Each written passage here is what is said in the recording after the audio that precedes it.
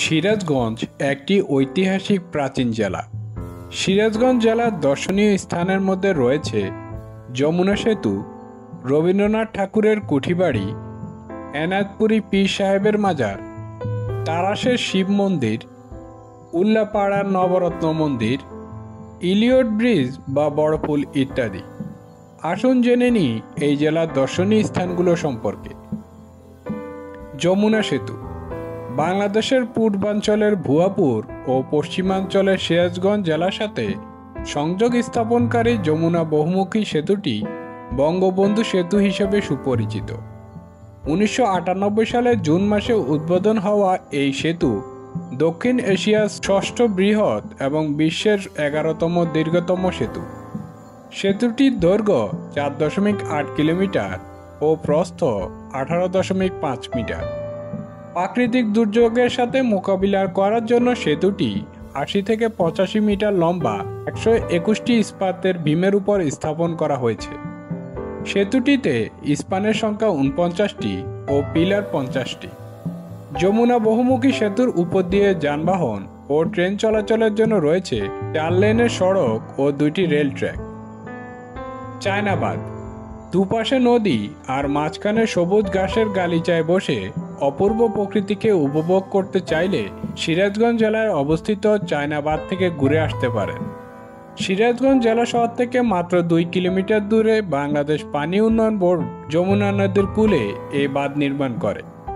চায়নাবাদের অন্য নাম ক্রসবাঁধ 3।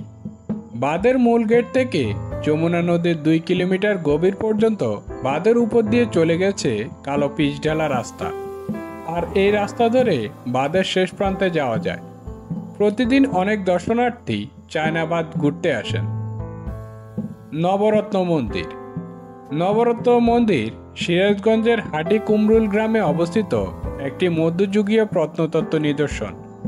1664 সালে নায়েবে দেওয়ান রামানাথ বাদুড়ি দিনাজপুরের কান্তজির মন্দিরের অনুকরণে নবরত্ন মন্দিরটি নির্মাণ করেন।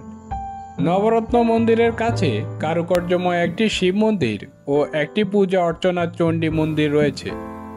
পোয়া মাটির নকশায় লতাপাতা, ফলমূল এবং দেবদেবীর চিত্র খচিত মন্দিরের 9টি চূড়ার জন্য নবরত্ন মন্দির হিসাবে পরিচিতি পায়।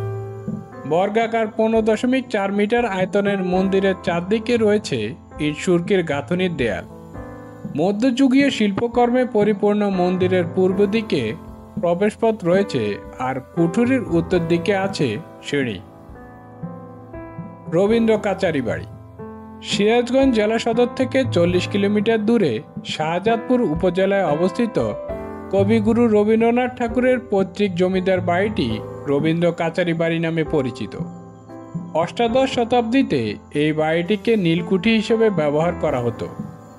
1842 সালে রবীন্দ্রনাথ ঠাকুরের দাদা প্রিন্স দ্বারকানাথ ঠাকুর ইংরেজদের কাছ থেকে নিলামে বাড়িটি কিনে নেন।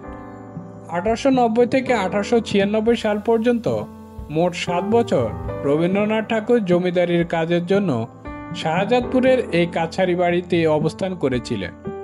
রবীন্দ্রনাথ ঠাকুর এই বাড়ি থেকে চিত্রা, সোনার তরী, চৈতালি, গীতাঞ্জলি ও বিসর্জনের মতো বিভিন্ন সাহিত্যকর্ম রচনা করেন।